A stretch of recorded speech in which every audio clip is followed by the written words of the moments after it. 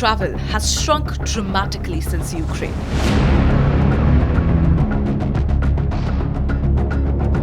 With the ICC warrant in place, Putin's foreign visits have been limited, sometimes North Korea, sometimes China.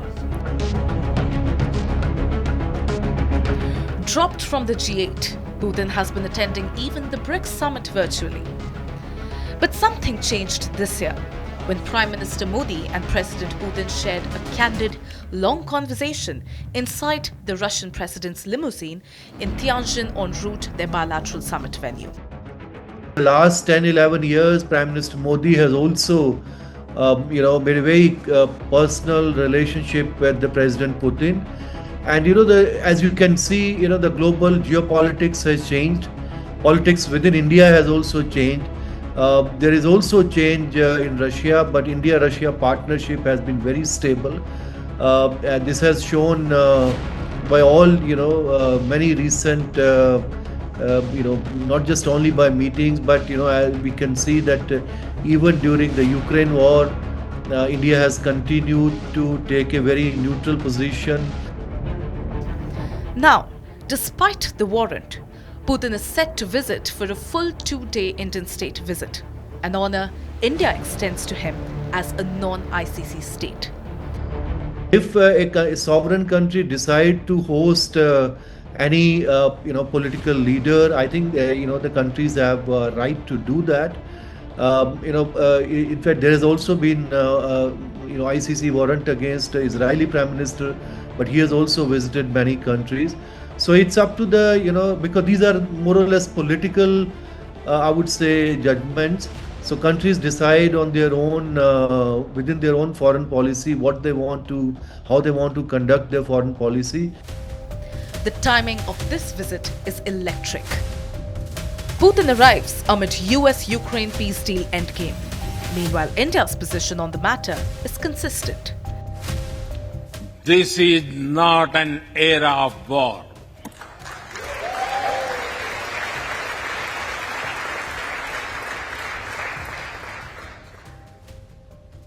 But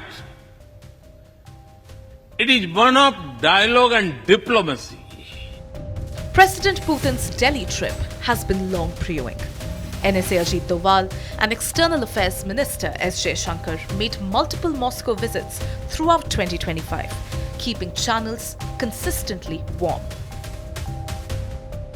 We have had high-level engagements, and these high-level engagements have contributed very substantially. We are very excited and delighted to learn about the visit of His Excellency the President of Russia, President Putin, to India. I think that the dates are almost finalized now. This particular occasion, for me, is all the more important as we prepare for President Putin's visit to India for the 23rd Annual Summit. A number of bilateral agreements, initiatives and projects are under discussion in various fields. We look forward to their finalization in the coming days. This will certainly add more substance and texture to our special and privileged strategic partnership. India has maintained the strategic partnership despite the global headwinds and Trump's browbeating over Russian oil. He's a friend of mine. We have a great relationship. I was not happy that India was buying oil, and he assured me today that they will not be buying oil from Russia. That's a big stop. Now I got to get China to do the same thing. Before the war, Russian crude accounted for just 2% of India's imports.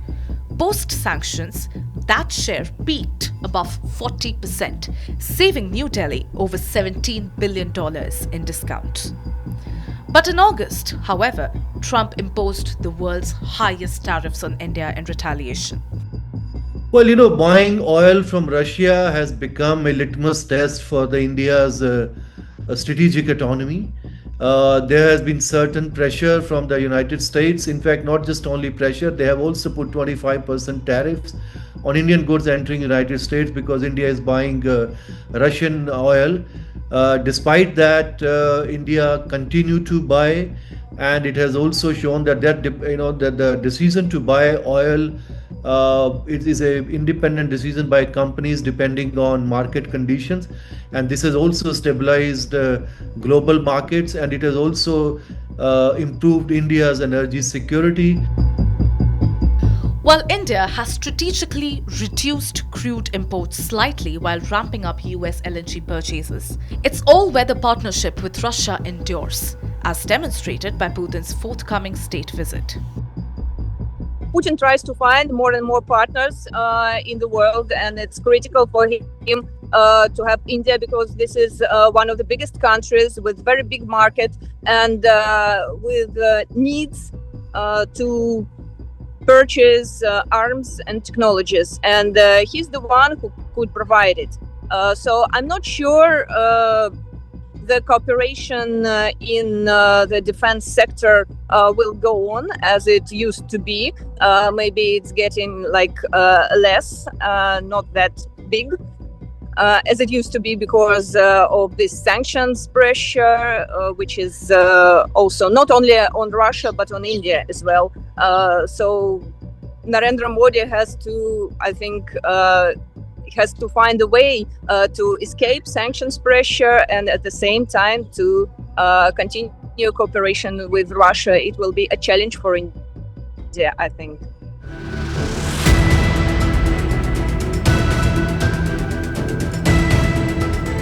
This is because in defense, Russia still supplies 60% of India's combat aircraft inventory.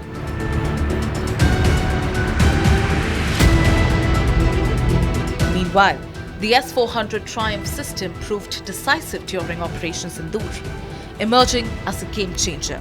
Sources say that India is now seeking additional squadrons and missiles to replenish the stocks.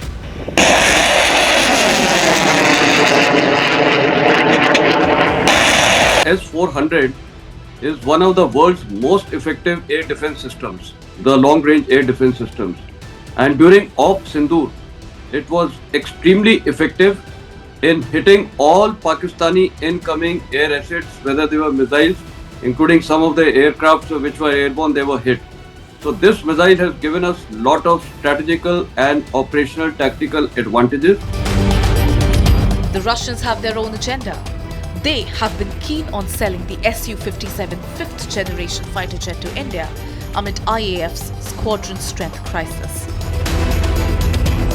While US has delayed Tejas engine deliveries, AMCA years away, and IAF's supposed rejection of the F-35 deal, Russia is now aggressively pitching the Su-57 with full technology transfer and Indian factories and the HAL Nashik standing ready to modify and assemble. The Indian Air Force will be very, very clear. They will carry out all analysis, and also what is kept in mind is the technical, technological aspect, but more than that, the economic aspect is also kept in mind.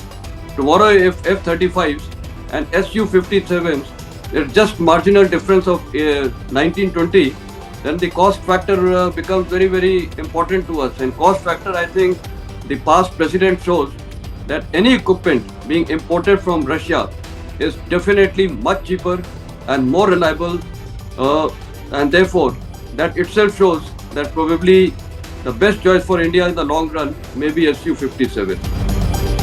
India-Russia bilateral trade hit $65 billion in 2024 with a $100 billion target, showcasing that Moscow and New Delhi are going strong.